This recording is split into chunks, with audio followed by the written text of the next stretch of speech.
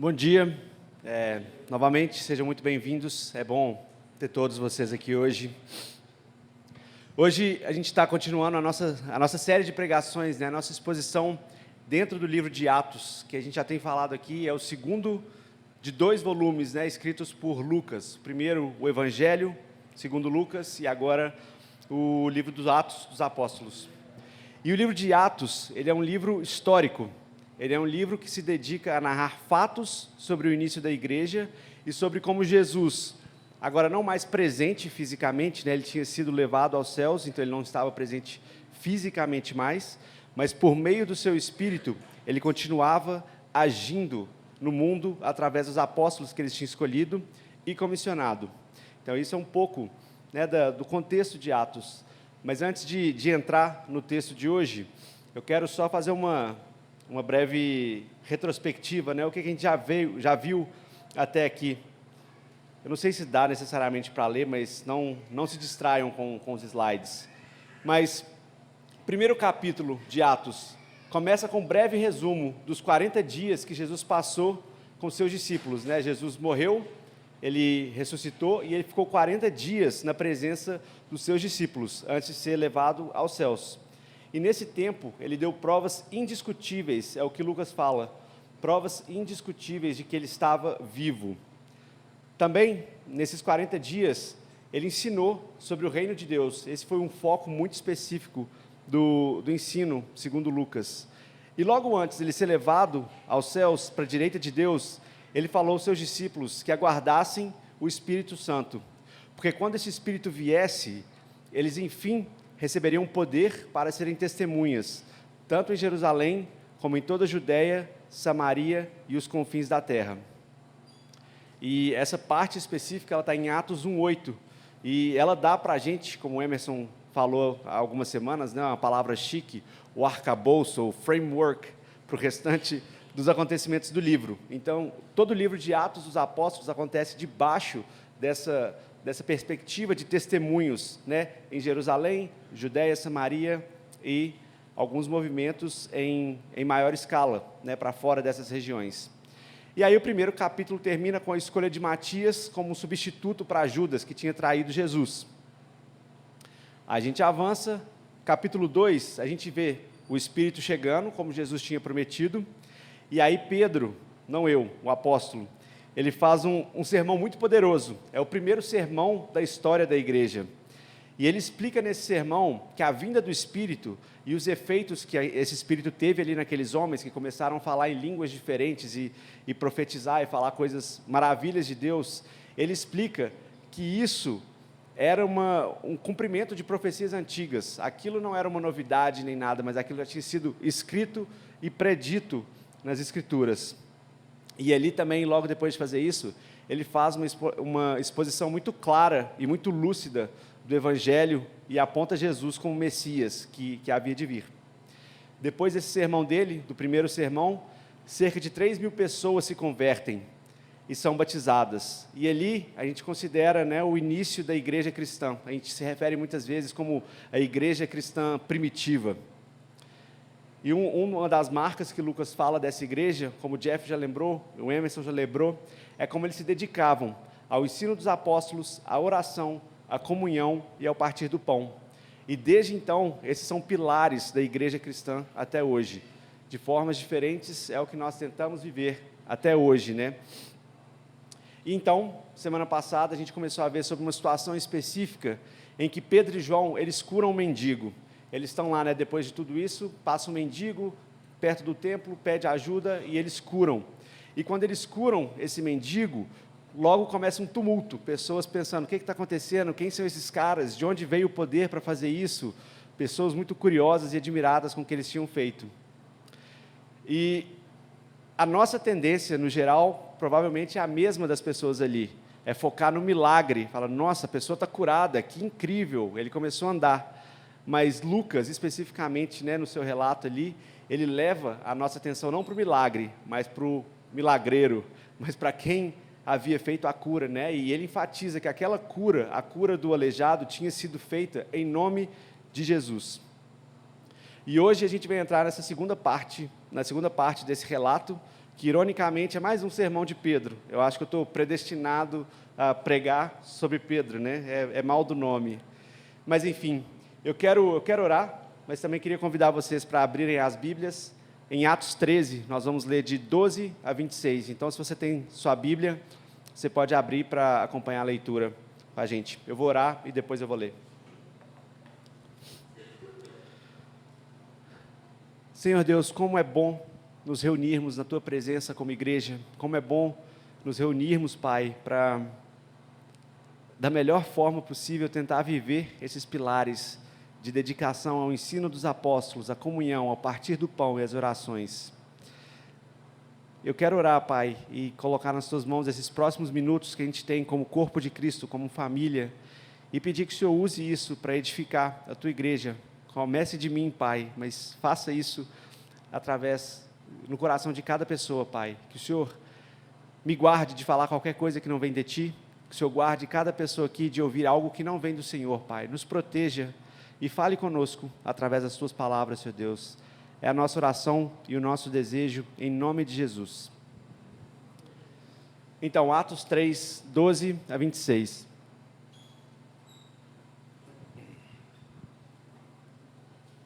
Imagino que vai estar pequeno, mas também vai estar ali em cima. Eu vou ler.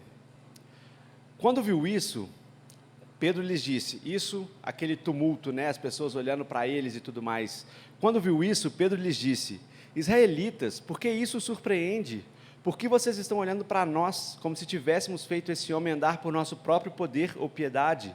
O Deus de Abraão, de Isaque e de Jacó, o Deus dos nossos antepassados, glorificou ao servo Jesus, a quem vocês entregaram para ser morto e negaram diante de Pilatos, embora este tivesse decidido soltá-lo. Vocês negaram publicamente o santo e justo e pediram que fosse liberto um assassino. Vocês mataram o autor da vida, mas Deus o ressuscitou dentre os mortos. Nós somos testemunhas disso. Pela fé no nome de Jesus, é que o mesmo nome fortaleceu este homem que vocês veem e conhecem. A fé que vem por meio dele lhe deu saúde perfeita, como todos podem ver. Agora, irmãos, eu sei que vocês agiram por ignorância, bem como os seus líderes. Mas foi assim que Deus cumpriu o que tinha predito por meio de todos os profetas, dizendo que o Cristo de Deus haveria de sofrer. Arrependam-se, pois, e voltem-se para Deus, para que os seus pecados sejam apagados, para que venham tempos de descanso da parte do Senhor, e Ele mande o Cristo, que já foi designado a vocês, Jesus. É necessário que o céu o receba até que chegue o tempo em que Deus restaurará todas as coisas, como falou há muito tempo por meio dos seus santos profetas. Pois Moisés disse, o Senhor, o seu Deus, levantará dentre os seus próprios irmãos um profeta como eu. Ouçam-no em tudo o que ele disser. Quem não ouvir esse profeta será eliminado do meio do seu povo. De fato, todos os profetas, de Samuel em diante, um por um, falaram e predisseram estes dias.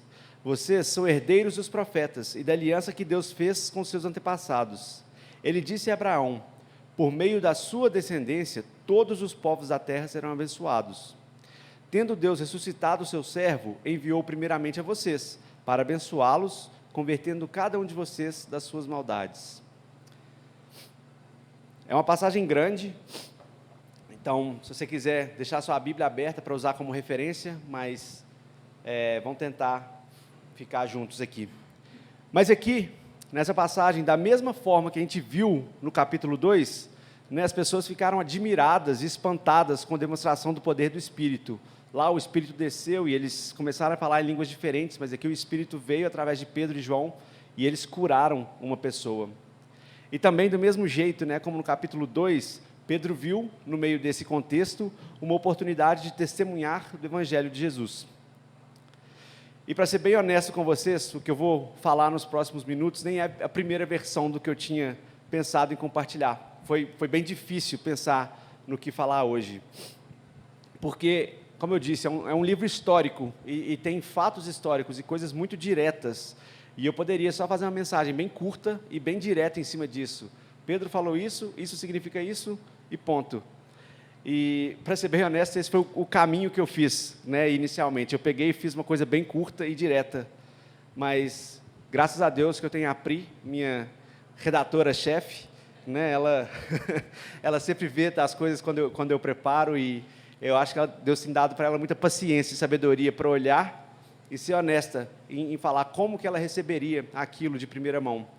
Eu acho que também ela tem muita coragem para me dar as sugestões dela depois que eu terminei. Falar, olha, você terminou, mas vou olhar isso, isso e isso. Então, foi muito bom que ela pôde me dar esse feedback, e eu acho que nesse processo eu engajei com Deus para tentar pensar o que Ele queria falar através desse texto.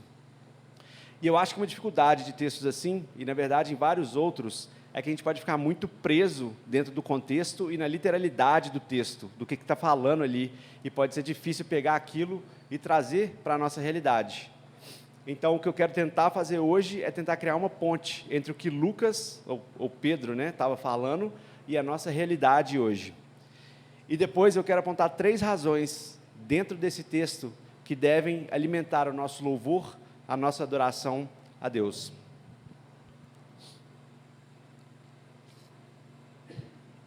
Então, vamos começar, né? Como que a gente pode se relacionar com o que Pedro estava pregando aos judeus? Onde que a gente se acha nesse texto? Com certeza, a gente não é parte daquele contexto imediato. Nós não somos israelitas, acredito que ninguém aqui seja israelita, e de fato não é habitante de Jerusalém.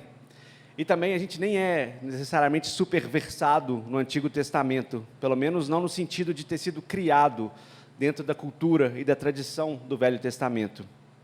E também, infelizmente, por diversos motivos, nós não somos testemunhas oculares de Jesus. A gente não teve a oportunidade de ver Jesus encarnado. Então, nesse sentido, como você se enxerga nesses ouvintes de Pedro? Para mim, pensando nisso, isso acontece quando a gente entende que os judeus, na verdade, eles representam uma parte de um todo. Eles são um reflexo de uma realidade muito maior.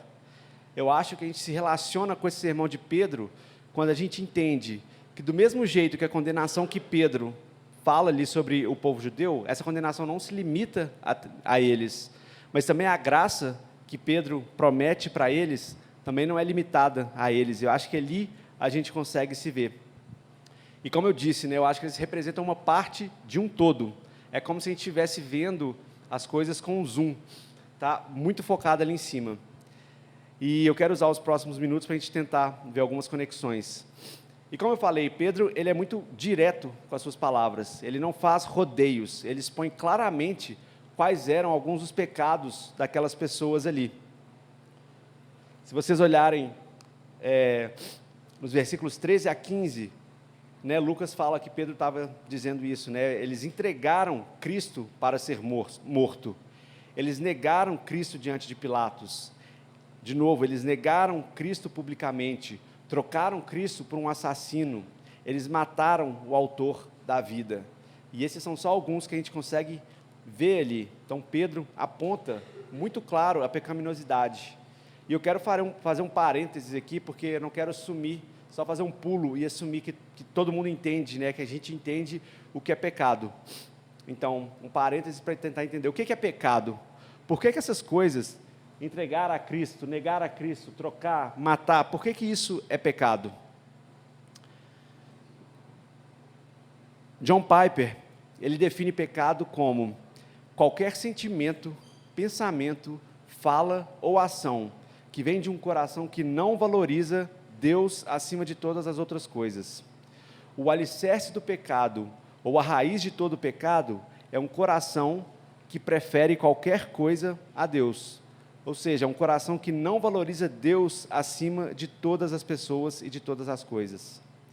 Mais do que um ato de maldade, como matar, roubar, mentir, alguma coisa assim, até porque, se a gente for pensar literalmente, essas pessoas não mataram Jesus, né? Quem fez foram guardas romanos, mas muito mais do que um ato de maldade, pecado é quando a glória de Deus não é honrada, a santidade de Deus não é reverenciada, a grandeza de Deus não é admirada, o poder de Deus, ele não é louvado, a verdade de Deus, ela não é buscada. A lista é grande. A beleza de Deus não é valorizada. A bondade de Deus não é saboreada. A fidelidade de Deus não é confiada. As promessas de Deus não são acreditadas. Os mandamentos de Deus não são obedecidos. A justiça de Deus não é respeitada. A ira de Deus não é temida. A graça de Deus não é apreciada. A presença de Deus não é valorizada. E a pessoa de Deus não é amada. É uma lista extensa e eu sei que eu facilmente posso encaixar ali. Mas dito isso, às vezes eu fico me perguntando como que os judeus que estavam ali, que viram Jesus, como que eles não conseguiram reconhecer que Jesus era Deus? Quando eu pego a minha Bíblia para ler, às vezes parece tão óbvio. A tradição, a cultura, a história deles apontava para isso. Jesus é o Messias que há de vir. Para mim, muitas vezes não faz sentido. E eu tenho, quando eu estava pensando nisso, eu tenho uma mente que é muito fértil, muitos aspectos, muito inúteis muitas vezes. Mas uma coisa que eu gosto de fazer com frequência é me levar para momentos específicos da história e imaginar como seria. Não sei porquê, mas um dos meus cenários favoritos é pensando nas caravelas chegando no Brasil em 1500, né? Aquela loucura de barcos chegando, e aquele tanto de mato, e rio, e animais, e índio, e eu fico tentando pensar que loucura que deve ter sido aquilo, como será que essas pessoas sentiram chegando num lugar completamente novo? Eu fico viajando nisso. Então, quando eu estava pensando nisso, eu queria fazer quase que um exercício, né? Imagina comigo agora, como seria se você tivesse a oportunidade de estar na mesma situação que os judeus? Se você tivesse ali, qual seria a sua reação? Será que seria muito diferente da que eles tiveram? Infelizmente não dá para chegar no contexto certinho, mas eu acho que o apóstolo Paulo, ele consegue dar para a gente uma boa leitura de como seria, como que a gente reagiria. Porque em Romanos 1, né, eu falei que a gente estava com um zoom bem focado naquela situação, mas em Romanos 1, Paulo afasta um pouco da situação e consegue colocar a nossa realidade dentro dessa narrativa.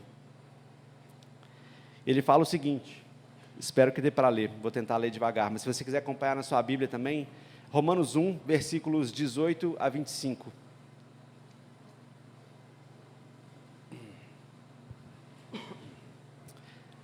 Paulo fala o seguinte: a ira de Deus se revela do céu contra toda impiedade e injustiça dos seres humanos, que por meio da sua injustiça suprimem a verdade. Pois o que se pode conhecer a respeito de Deus é manifesto entre eles, porque Deus lhes manifestou. Os atributos invisíveis de Deus, isto é, o seu eterno poder e a sua divindade, claramente se reconhecem desde a criação do mundo e são percebidos por meio das coisas que Deus fez. Olha isso. Ele não fala dos judeus, né? Ele fala os seres humanos. Por isso, os seres humanos, todos, aqueles e nós, somos indesculpáveis, porque tendo conhecimento de Deus, não o glorificaram como Deus, nem lhe deram graças. Ao contrário, se tornaram nulos em seus próprios raciocínios, e o coração insensato deles se obscureceu. Dizendo que eram sábios, se tornaram tolos, e trocaram a glória do Deus incorruptível por imagens semelhantes ao ser humano corruptível, às aves, aos quadrúpedes e aos répteis. Eu acho que essa, para mim, é uma das passagens mais fortes da Bíblia, né? Essa e algumas cenas da crucificação de Jesus, mas só pensar na ideia que a gente pôde contemplar e não conseguiu, né? Mas,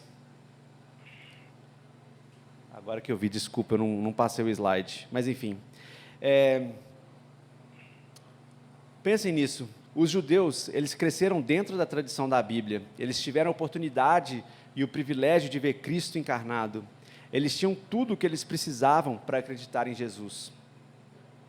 Mas o que Paulo está falando aqui em Romanos é que, de uma forma diferente, porque a gente não viu Deus encarnado, nós também podemos contemplar o que de Deus se pode conhecer. Olha o que Davi fala no Salmo 19, sobre a criação de Deus. Desculpa. Versículos 1 a 4. Os céus proclamam a glória de Deus. O firmamento anuncia as obras das suas mãos.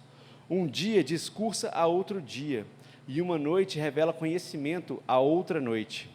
Não há linguagem, nem há palavras, e deles não se ouve nenhum som. No entanto, por toda a terra se faz ouvir a sua voz, e as suas palavras chegam até os confins do mundo.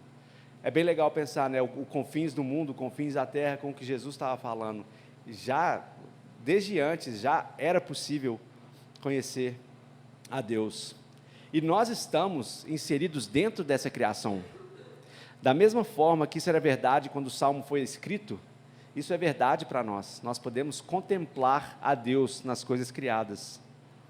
Eu acho que hoje a gente tem vivido tempos difíceis, né? Talvez tenha sido um pouco mais difícil reconhecer beleza em algumas coisas, mas é possível, e essas palavras continuam válidas até hoje.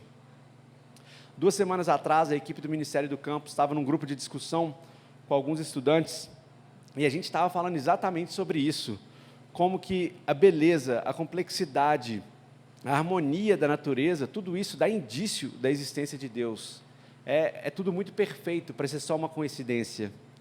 Então, não só, além disso, né, das coisas criadas darem testemunhos, além disso, nós temos uma coisa que os judeus não tinham: a palavra de Deus. E olha só o que o apóstolo João fala no início do seu evangelho, bem na introdução do evangelho de João. Se você quiser ir lá, eu vou ter aqui também na tela, mas o evangelho de João, capítulo 1. No princípio era a palavra estava com Deus, e a palavra era Deus. Aquele que é a palavra estava com Deus no princípio. Todas as coisas foram feitas por intermédio dele. Sem ele, nada do que existe teria sido feito. Nele estava a vida, e essa era a luz dos homens. A luz brilha nas trevas, e as trevas não a derrotaram. Não sei se dá para ver, mas na Bíblia de vocês podem reparar que palavra está escrito com P maiúsculo, porque não são só textos, mas aqui ele está falando, aquele que é a palavra, ele está falando de uma pessoa, ele está falando de Jesus.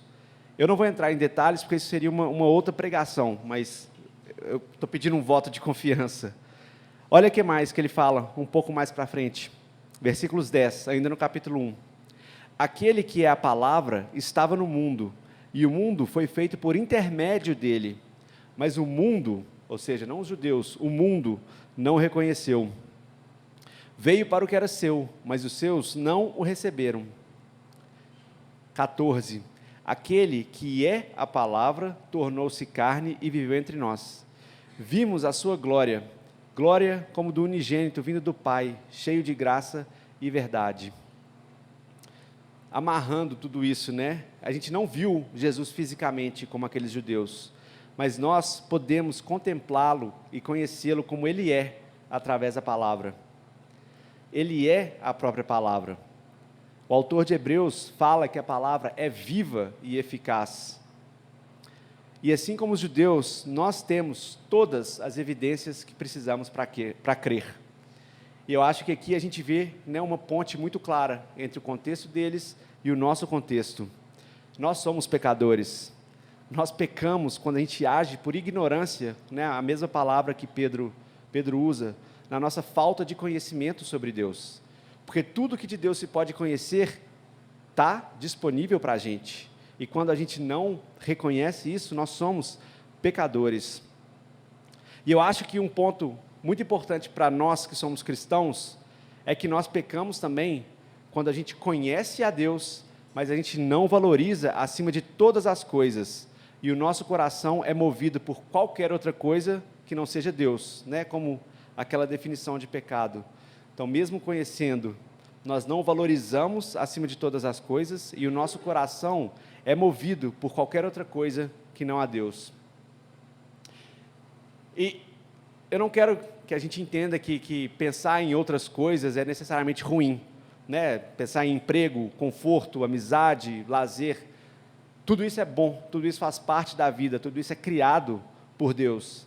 Mas o que eu estou falando é que se as nossas ações, os nossos pensamentos, os sentimentos são motivados, em primeiro lugar, por essas coisas, nós estamos também em pecado.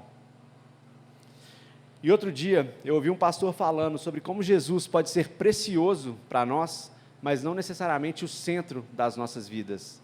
Presta atenção, ele pode ser precioso para a gente, mas não necessariamente o centro das nossas vidas. Foi muito forte ouvir isso, porque isso não significa, quando eu estou pensando na minha vida, não significa que Jesus não seja precioso se eu estou em pecado. Jesus é muito precioso para mim, Jesus é a minha crença mais preciosa.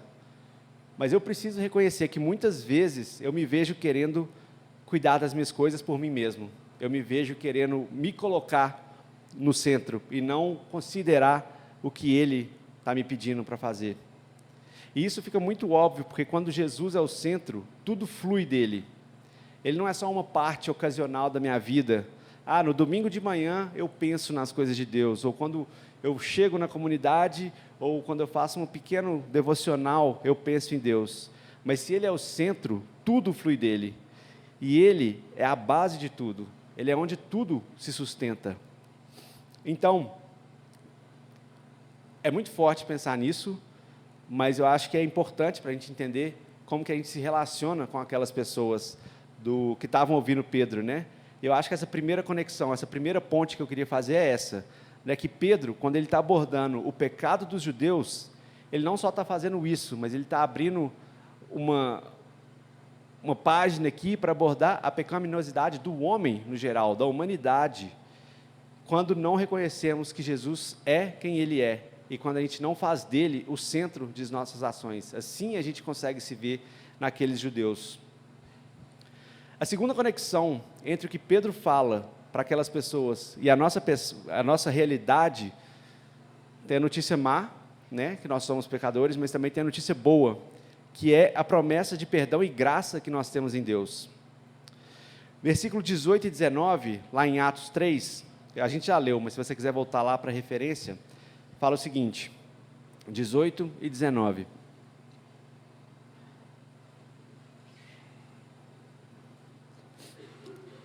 Mas foi assim que Deus cumpriu o que tinha predito por meio de todos os profetas, dizendo que o Cristo de Deus haveria de sofrer.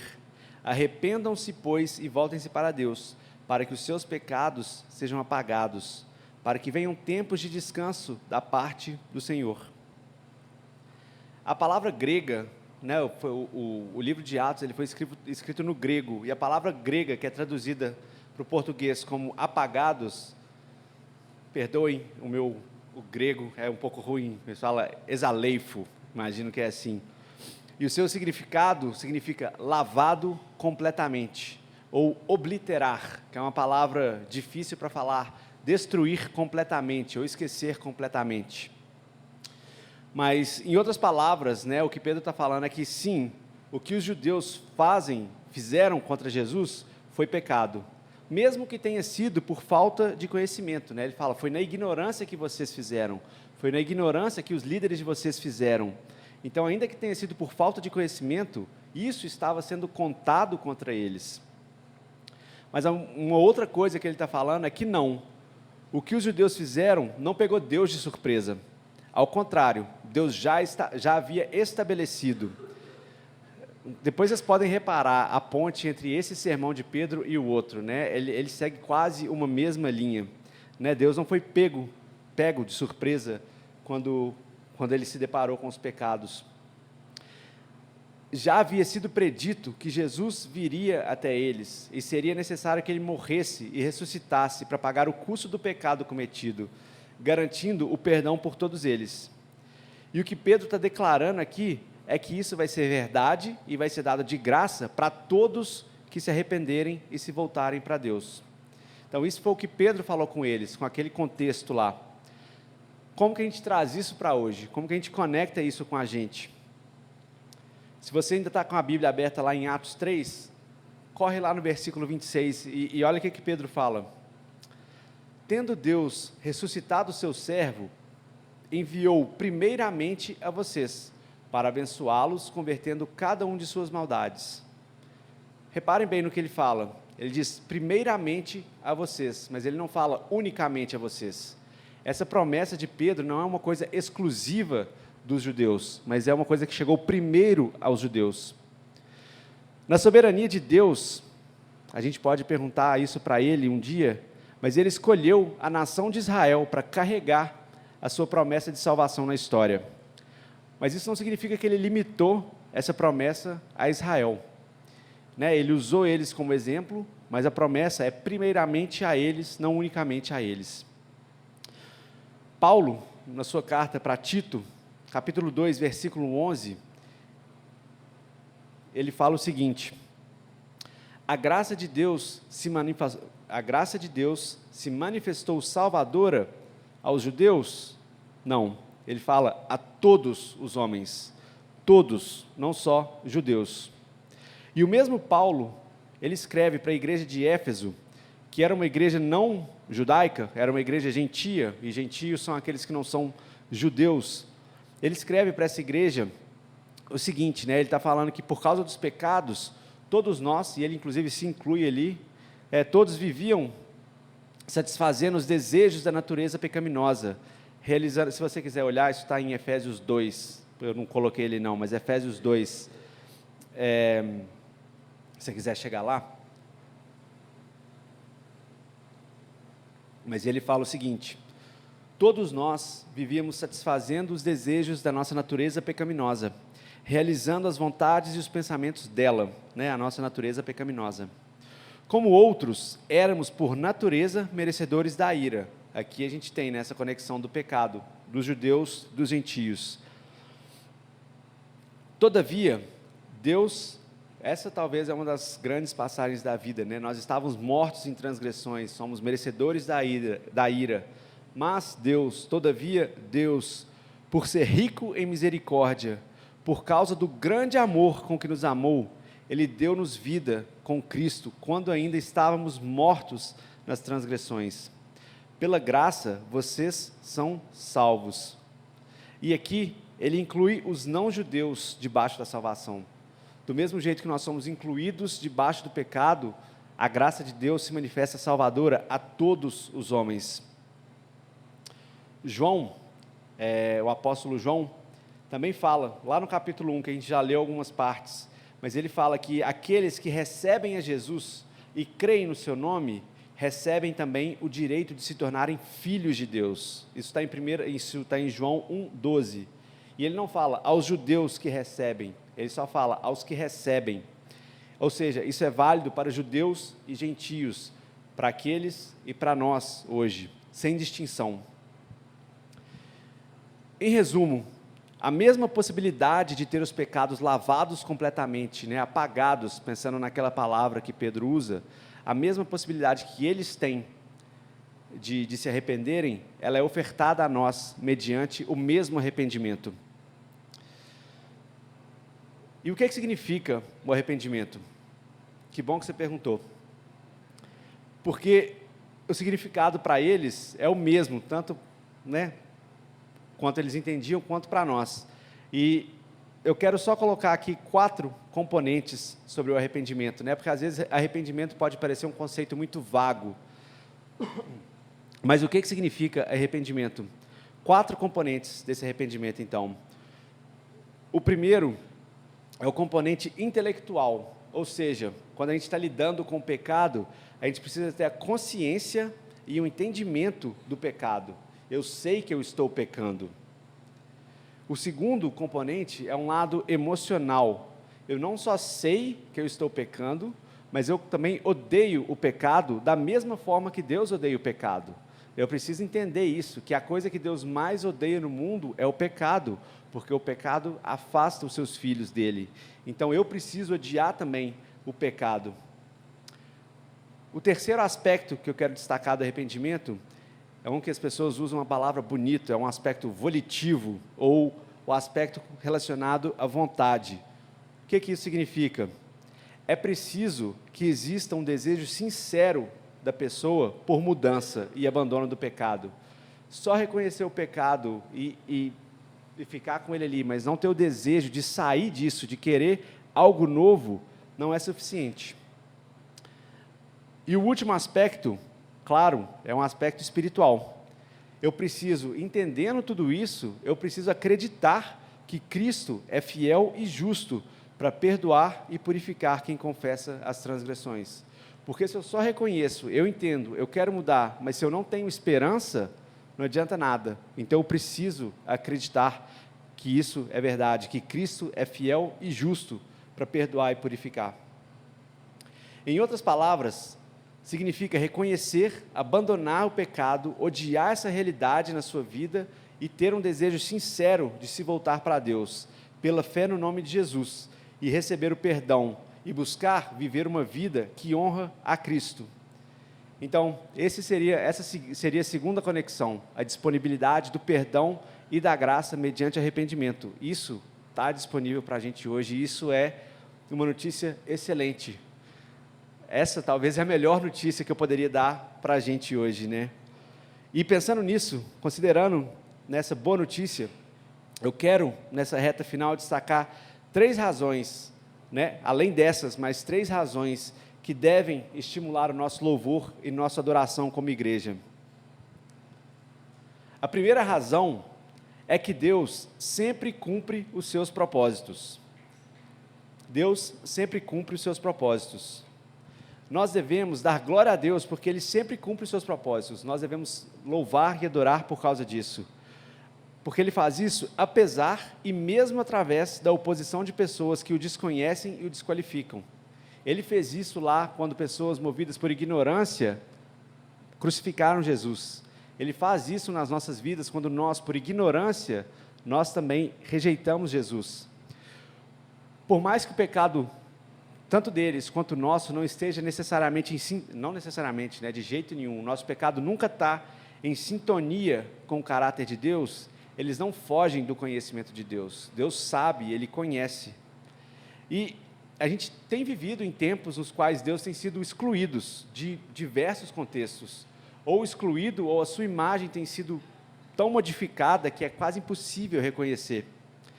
Mas nós podemos ter a esperança de que se Deus usou a oposição das pessoas lá atrás para cumprir os seus propósitos, Ele também vai usar hoje qualquer tipo de oposição e de circunstância para estabelecer a sua vontade. A realidade de lá não é diferente da realidade de hoje. Até ontem, a gente estava na comunidade regional de Contagem, a gente estava conversando e reconhecendo algumas dificuldades específicas do nosso momento como igreja, como comunidade Horizonte, nesse último ano, né? Vocês sabem como tem sido difícil, mas a gente mencionou a dificuldade da gente não ter um pastor, a dificuldade do local que a gente encontra, por mais que seja uma bênção, não ser necessariamente o lugar mais adequado para as nossas atividades.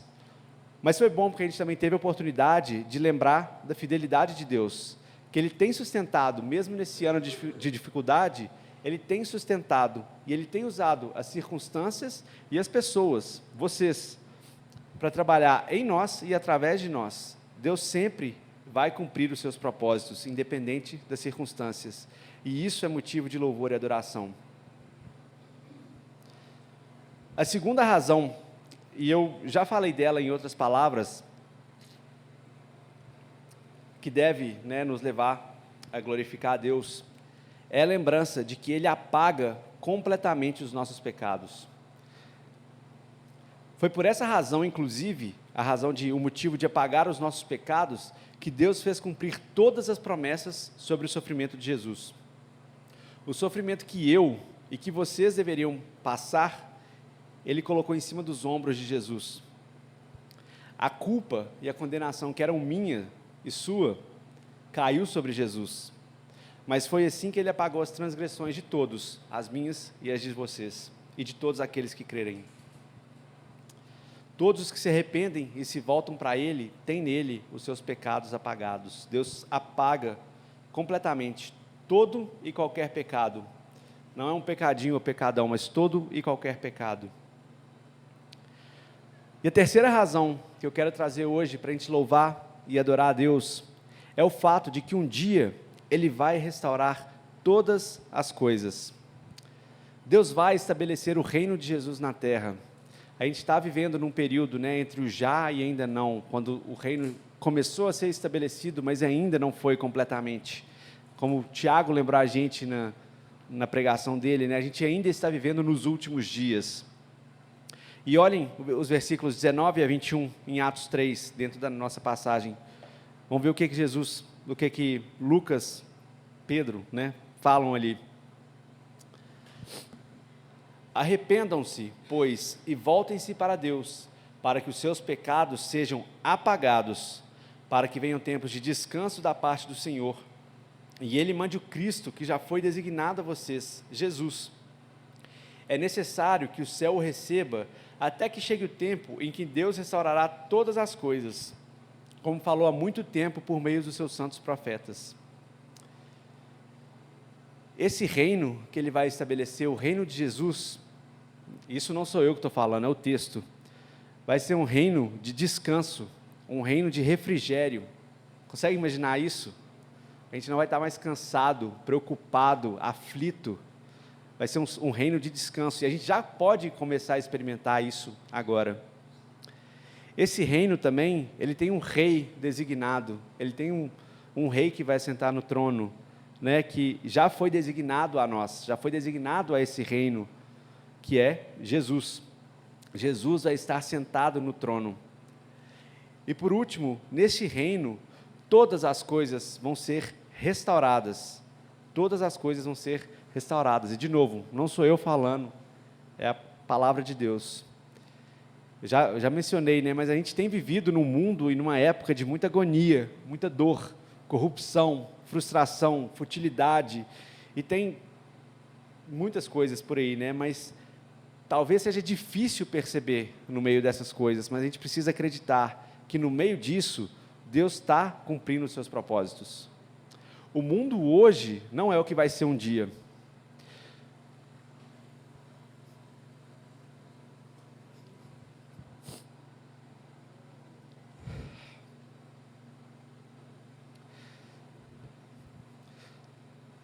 Toda lágrima, toda dor, assim como os nossos pecados, eles vão ser apagados por completo.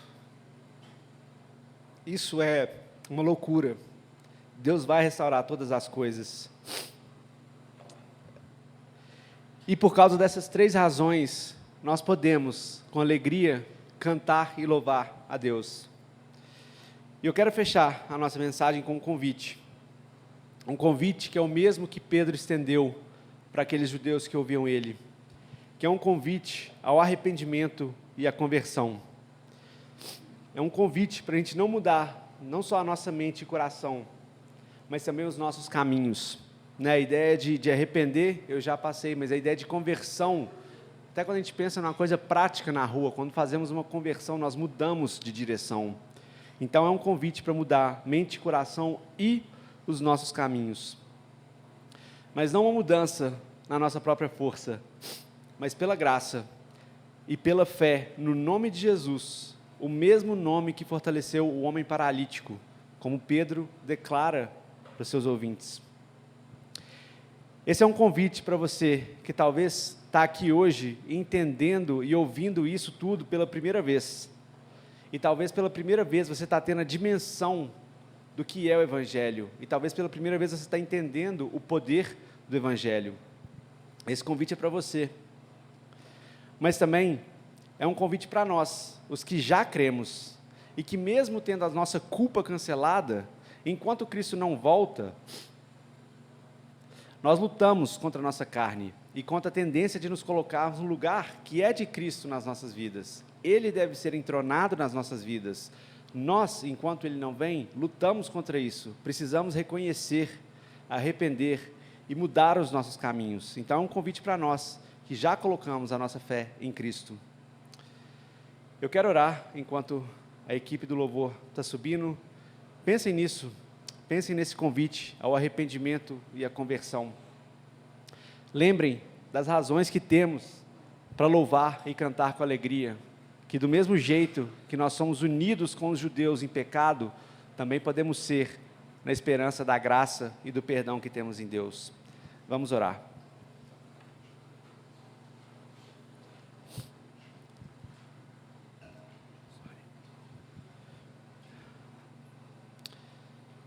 Senhor Deus, nós não merecemos, Pai, a graça e o perdão que temos em Cristo, Pai. não merecemos, Senhor, que o Senhor tenha enviado, Pai, o Teu Filho para morrer no nosso lugar. Nós somos e nos reconhecemos, Pai, como pecadores, Senhor. Nós muitas vezes nos movemos, Pai, com os nossos corações focados em outra coisa que não a Sua glória, que não a Sua honra e o Seu louvor. Não há nada, Senhor Deus, que nós possamos fazer para receber graça e perdão. Mas pela fé, no nome de Jesus, o mesmo que curou aquele homem aleijado, Pai, nós cremos que o Senhor pode limpar toda a nossa culpa e tirar todo o pecado que nos aprisiona, Pai, e nos impede de correr com alegria, Pai, a corrida que nos é proposta. Nós te louvamos, Senhor Deus, e te agradecemos porque o Senhor sempre faz os seus propósitos acontecerem, Pai. Nós te louvamos e te agradecemos porque o Senhor apaga os nossos pecados.